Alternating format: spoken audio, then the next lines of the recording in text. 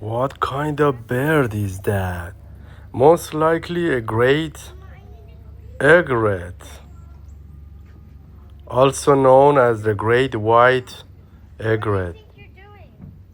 I think this is a large, all white wading bird that's usually found in Florida that stands about the same height as the great blue heron and fishes in ponds and other wetlands.